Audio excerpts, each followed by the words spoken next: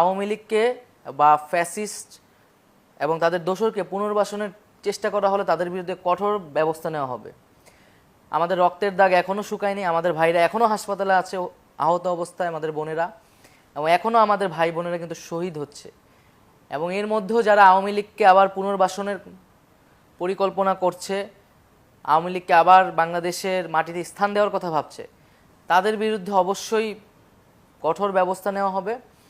আওয়ামী লীগ একটি গণহত্যার সাথে জড়িত, মানুষের ভোটাধিকার হরণের সাথে জড়িত, গুম খুন মানবাধিকার হরণের সাথে জড়িত।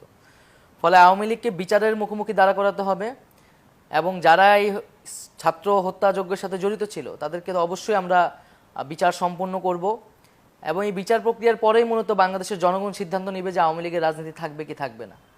এবং এর আগে আওয়ামী লীগের কোনো পুনর্বাসন সম্ভব নয়।